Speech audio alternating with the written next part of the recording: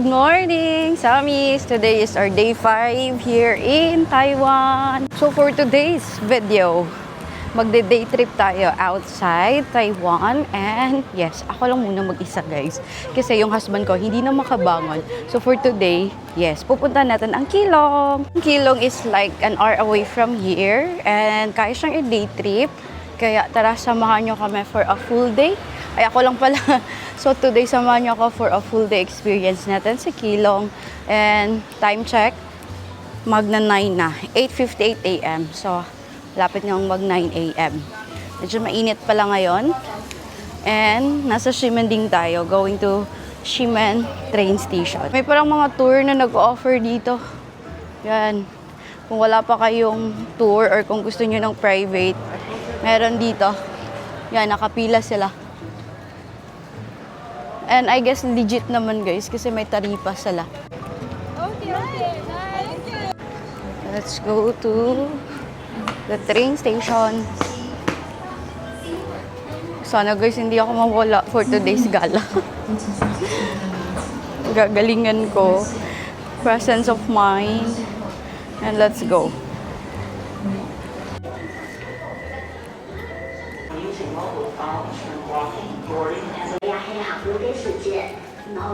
Pasakay pala tayo ng TRA. Kaya lalabas tayo, Civic Building na daan. At tapos exit M2. Let's go. May first time ko sasakay ng TRA. Kaya nakita ko na yung sign, Civic Boulevard. Tapos dito baba, TRA, HSR, Taipei Bus Station. Guys, basta sundan nyo lang talaga yung mga signage na yan guys. Hanapin nyo lang yung TRA or ganyan na signage. Yan. Saan na nga ba? Ala. Ba't sabi baba? Okay, baba tayo. Nalilito na ako, guys. So, ayun, lumagpas pala ako. Tumiretso ako sa may exit. Dapat pala liliko ako dito. Ayan, so sige, sundan natin. Basa-basa talaga sa sign, guys. Oh. Yan. Dito na pala yun. Ayan, nandito na tayo sa TRA, Taipei Station. Platform 4A tayo, guys. Ayan, 4. Kaya tayo sa taas.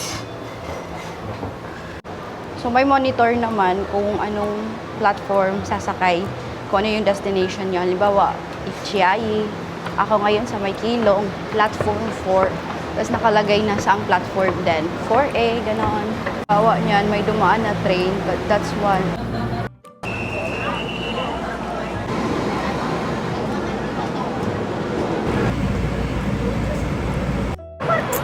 So, sumakses naman tayo guys. Just waiting for the train to arrive. 9:39 yung kanyang arrival. And makikita niyo naman siya guys. Kasi may mga monitors. Kita niyo yung mga monitors niyan. Yan. Sinasabi ko anong oras yung mga departure time. Also guys, kanina nabutan ko yung 9:26 kasi lang di ako sure. Kaya di ako sumakay. Ayun na pala yun. So ngayon, 9:39 na lang yung hahabulin ko. Ito din pala yung train going to Yilan. Ruifang, kung gusto nyo pumunta sa may Pingxi, dun sa may, ang daming mapupuntahan guys ng line na ito, TRA. First time ko mag-DIY dito, kaya kaka-amaze. Ang daming mga route na napaka-accessible na lang sa mga tourist attractions.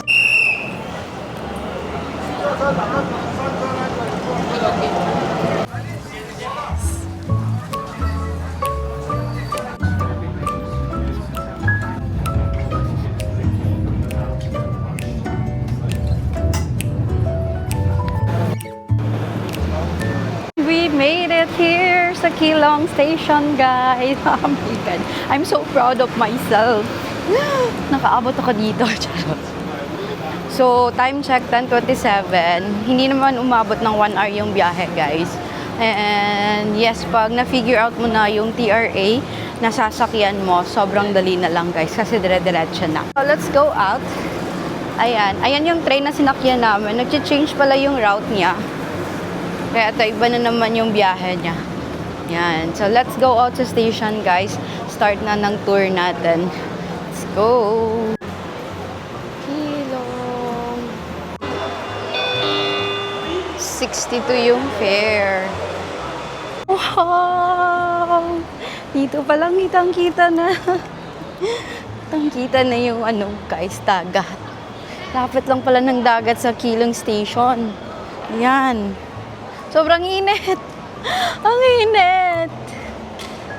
Diyos ko. So happy guys. Kasi nga, ang hirap mag-navigate. Hindi ako makapag-vlog. Pero I'm here, finally. Kilong Transit Station. Paano ba ito i-pronounce? Kilong? Kilang? Kilong? Kilang? Right here! Mamaya na tayo pupunta dyan, mga hapon. Pupuntahan muna natin yung malayo, yung Heping Geopark. Ayan. Cute ng bus. Kilong Station, guys. Pupunta tayo sa bus stop. Andun lang sa tapat. Yan. Yan. So, from Kilong Station, mga siguro 150 meters lang na lakad, makakarating na kayo dito. Departed late. Kaya pala ang tagal niyang...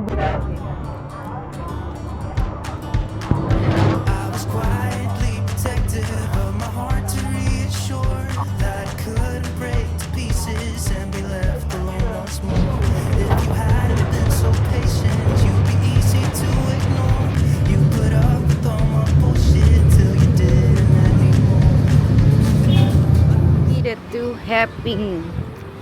Pero hindi pa talaga dito yung Heping, guys, ha. Konting lakad pa, mga 500 meters away na lakad. Makakarating na tayo doon. So, let's go. Ayan. Sobrang init. Wala akong dalang sombrero or payong. But, yeah, lalaban natin to, guys. So, eto, lakad lang tayo. Konti na lang. Yes. So, from the bus stop, 5 minutes na lakad. Going to Heping Island Geopark.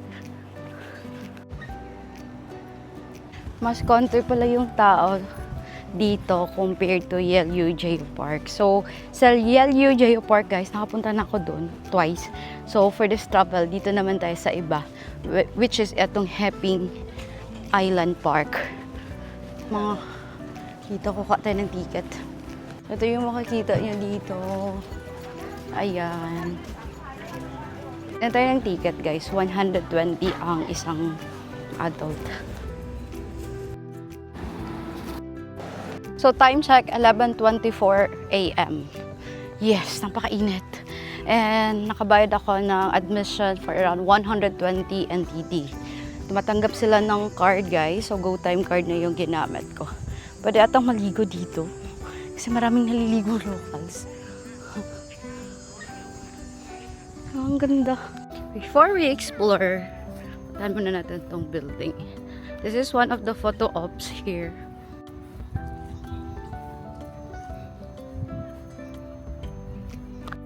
Daming mga locals naliligo.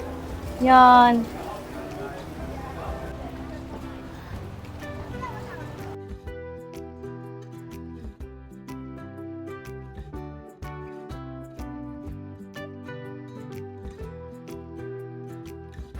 Yan, guys, dito banda naliligo yung mga locals.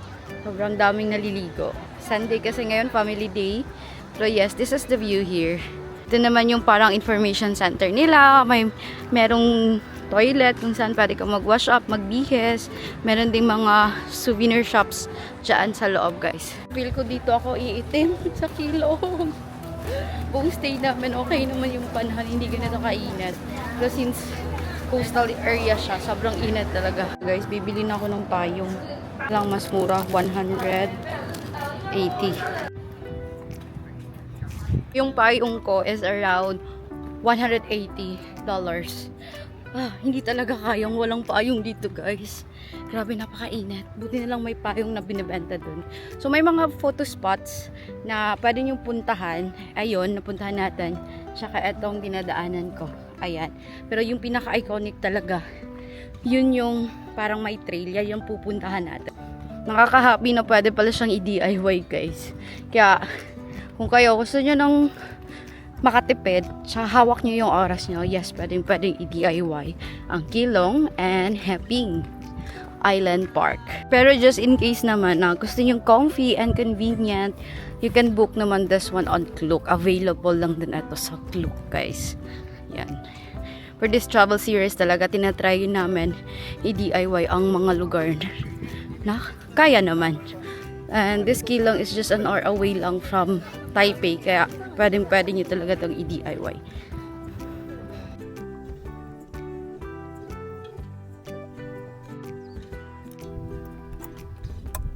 For the payong sidok sa amin yun. Alam nyo, hindi ako nagpapayong, pero mga ganito ka ingat talaga, parang kailangan na talaga. Oh. OM. May paakyat. Ito na yung trail. Balikan na lang natin yan, guys. Unahan natin yung Scenic Pavilion. Dito.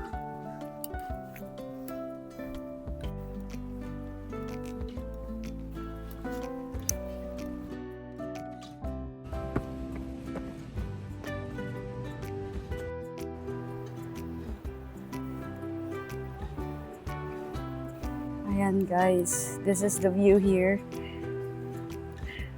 Wow. Yan yung iconic na pavilion dito sa Heping Island Park. Ang ganda. Ito naman yung baba. Ayan. Ito talaga yung napaka-scenic na pavilion.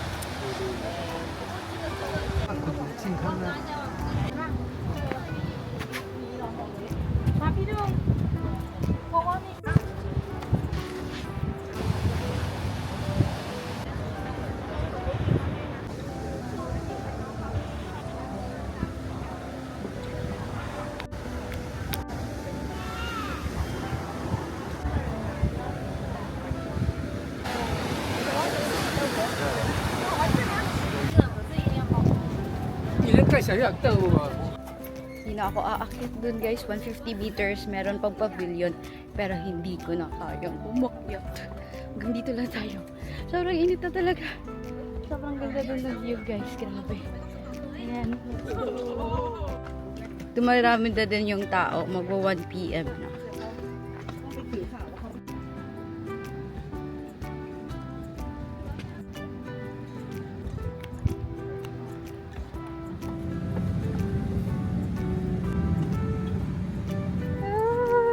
We finally made it here at Janbing Colored Houses here in Keelong, Taiwan.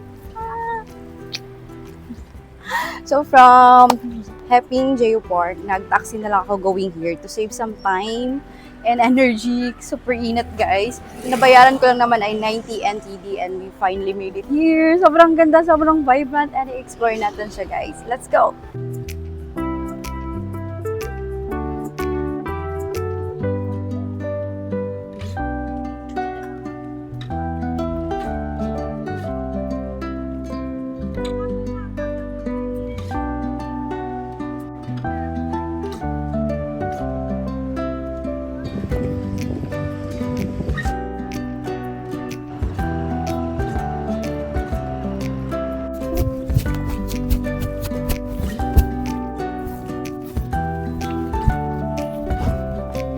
Ganda!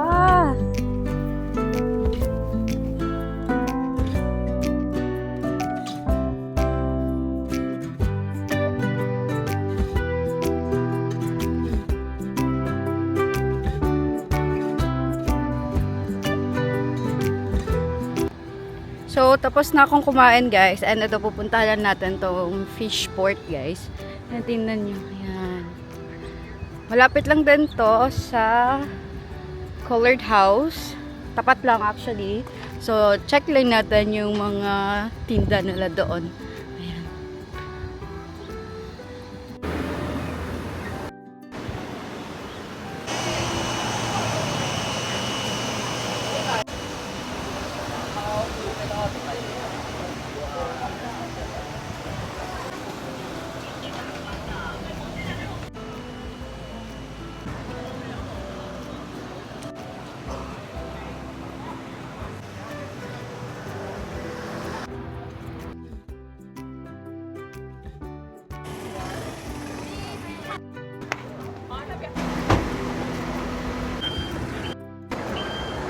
So ngayon, sasakay tayo ng bus, guys, going to Keelung Maritime Plaza. Bus 101.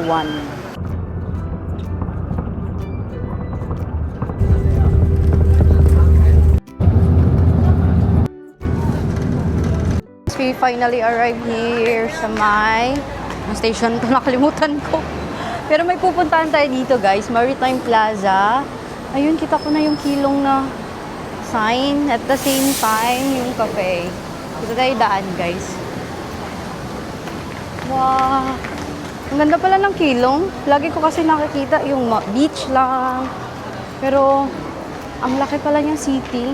At ang dami niyang shopping malls, guys. Grabe, ang ganda. Ito, shopping mall to, guys. Malapit sa Maritime Plaza. Keelung Maritime Plaza. Malapit na din to sa station. But for now, dito muna tayo sa Maritime Plaza.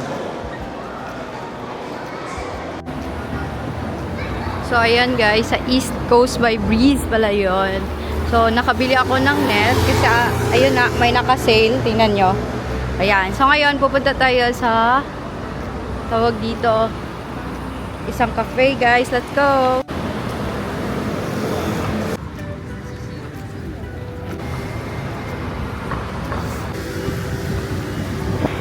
Yun, nasa tapat lang. The Port of Keelung. Ganda. Sobra. Ito na yung cafe na hinahanap ko. Let's go. Ano dadaan? Kakafe tayo, guys. Wow, wala relo ko, guys. Wala na ko relo. Pero, malapit lang dito. Baka nahulog. Ba't nahulog yun?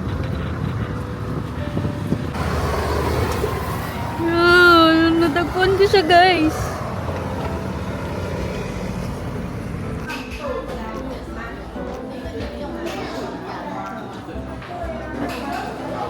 Oh, guys, buti na lang nakalap ko yung relo ko, guys.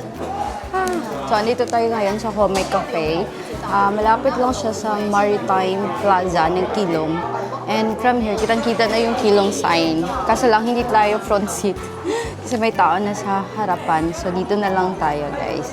Mag-freshen up, magkakape, and then mag-stroll na tayo. Our last spot to visit is eto na yung Maritime Plaza.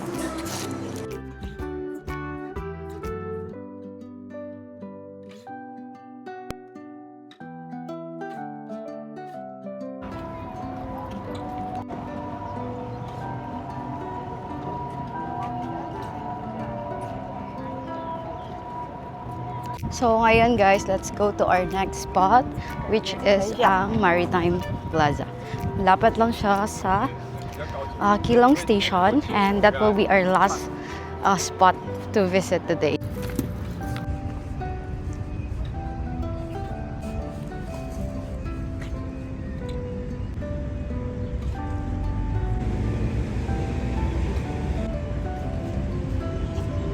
Dami nagpipicture dito. So we are here. Finally. Maritime Plaza.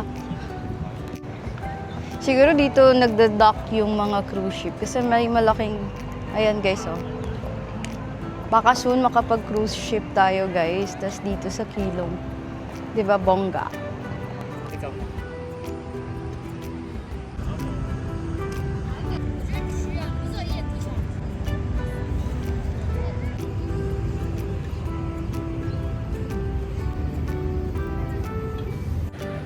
And ayun, konting lakad na lang from here ay ang Keelung Station na. Ayan na guys, oh, sobrang lapit na lang. So I guess, perfect yung itinerary natin kasi inuna natin yung Malaya. And then now, walking distance na lang going to our next spot. And I think mas better pag hapon na dito sa Keelung kasi sunset and then hindi na ganun kainit. Especially pag summer ginagawi dito. Ngayon October, medyo mainit-init pa kasi guys. Pero kung siguro winter or malamig na season here, bongga talaga dito. Sobrang ganda pala ng Keelung, guys. Grabe, buti na lang pinuntahan ko talaga. So usual na nakikita ko yung colored house lang. Akala ko ang liit niya. Sobrang laki pa lang niya. Grabe. So siguro babalikan natin to kasi marami pa palang mga spots ang meron dito sa Keelung na hindi natin kaya for today. So babalik tayo dito guys, as in. Na nakatulong ang video na to sa future travel nyo dito sa Keelung guys. Sobrang na-enjoy ko kahit solo ako for today. And I think magugustuhan ni Ivan to kasi this place parang port kasi siya, seaman siya before, diba? So I think magugustuhan niya itong Keelung talaga. And alam nyo, meron pang Keelung Tower. May pagoda pa, shrine, hindi natin napuntahan today. And from here guys, pwede na kayong pumunta din sa may Jufen. Yes, sa Jufen guys. Kasi accessible na lang sa dito. Less than an hour, makakarating na kayo doon. Actually, initial plan ko talaga mag-Jufen, pero na-drain na talaga ako guys. Kaya uuwi na lang ako ng Taipei. At baka hinahanap na ako ng asawa ko. And yun na yung Keelung Station guys. Oh. And Keelung Station. Ang ganda ng station nila. Napakaganda.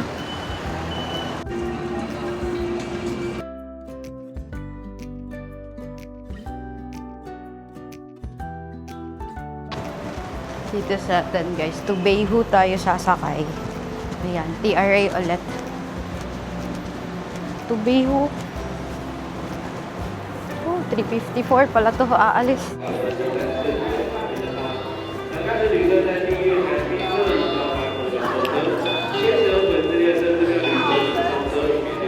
So, nandito na tayo sa Songshan Station guys, and actually pwede sa Taipei Main Station ako bumaba, pero may pupuntahan pa tayo for today.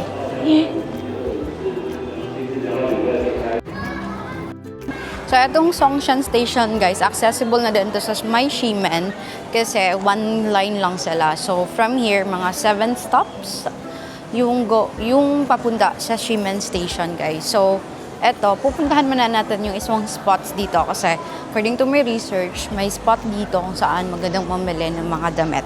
And time check tayo guys, 4:38 PM. We are here at Songshan Station. Pupuntahan ko na guys kasi baka hindi ko na mabalikan tong Wupenhu Clothing Market, diba? So eto, since accessible lang din naman siya, ayan, puntahan na din natin. And silipin natin kung mura nga ba yung damit. Ayan.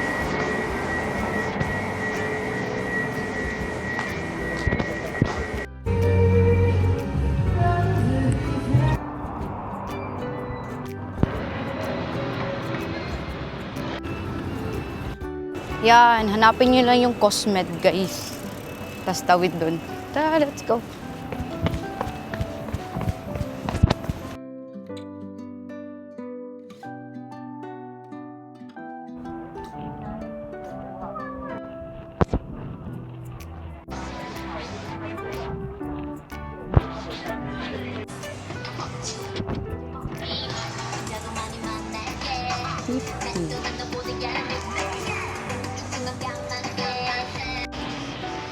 Usually mga 200, may 100.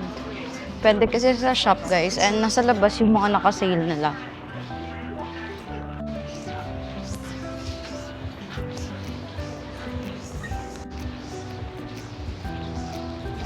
Mga maliliit.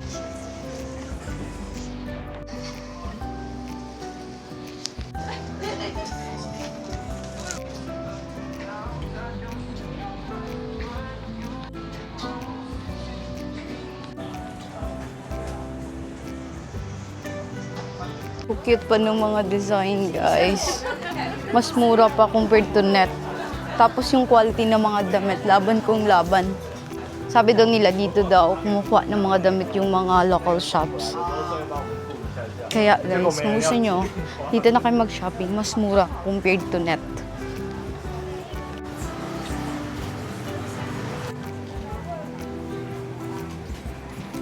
Sobrang laki niya. Ang lawak niya guys, grabe. Dead lang to. Maganda. Yung iba open pa, pero yung iba close na guys. So mas better agahan yung pagpunta dito para maabutan niya talaga. 200.